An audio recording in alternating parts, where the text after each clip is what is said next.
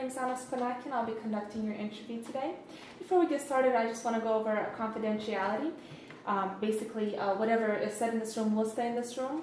However, I do have a duty to warn you that if there's any mention of harm, either to yourself or to others, I am required to report that, and I'm also required to report any mention of child or elder abuse. Is that all right with you? Mm-hmm.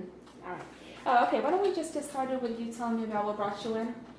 Well, here lately I've just been feeling, well, actually for a while, super overwhelmed. And it's gotten to the point where I just feel like I need someone to talk about and help me sort things out. Is there anything specific that's just stressing you out and causing you to feel overwhelmed? Yeah, some of the biggest things are, is that I'm a single mother of 2 boys.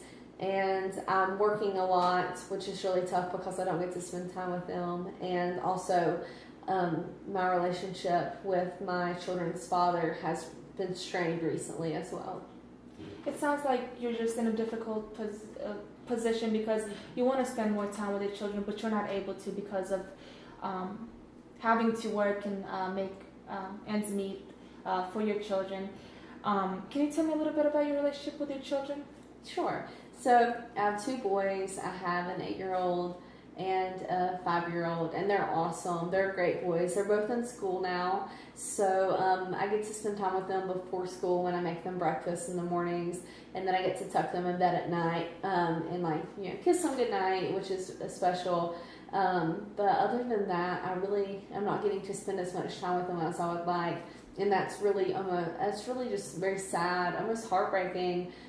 For me as a mother, because I guess when you think about becoming a mother, you think about always being there for your kids, and I'm not able to do that. Mm-hmm. It sounds like it's just very hard for you not to be able to spend the time with your children, and instead having to go off and work. That must be hard not only for you but for your children. Right. Can you tell me a little bit about the relationship with the father? Sure. Of the children? Yeah. So, me and the baby's father had been together for over 9 years. We had been together before I was pregnant with my 8-year-old, and so he recently left us about 6 months ago. He met someone else, and which has been very hard on me, and then the kids too. He didn't work, so he would be the one who would pick the kids up from school and take them to soccer practice.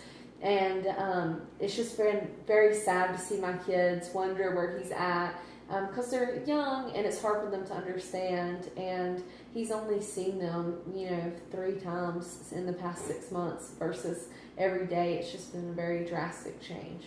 Yeah. It must have been hard not only for you but for your children to have to go through this.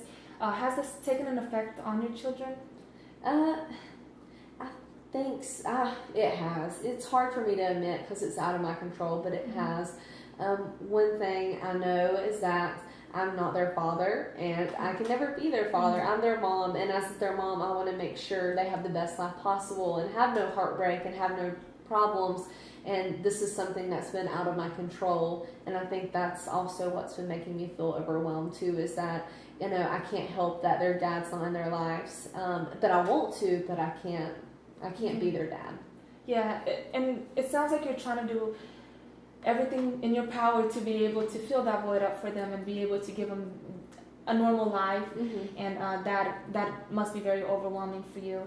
All right, we'll do a small little exercise. Okay. It's called the miracle question, and imagine that you wake up tomorrow and you have a perfect life. This is the life that you wanted, you're living it. What would that look like for you?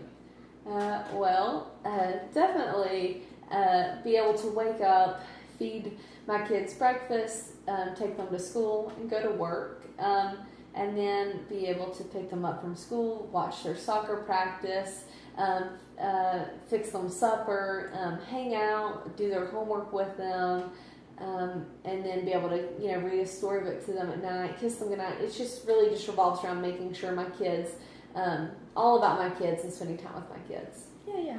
For what you're saying is that you just want to make your children your number one priority in your life and be able to give them the most time and not have to spend that time at work.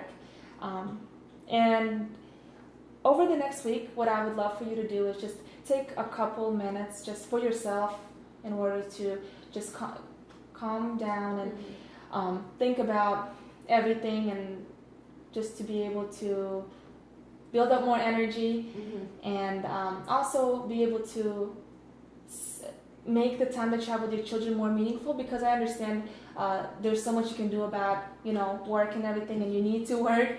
And if you can just, your car rides to school, if you can just talk to them, interact with them, just be able to just deepen your relationship with them, and then before you put them to sleep, read them a bedtime story, and just spend the time that you have with them, and make that more meaningful for both of you guys. Is that something that you could do? Yeah. Definitely. Thank you so much for taking the time to come over here. All right. Thank you.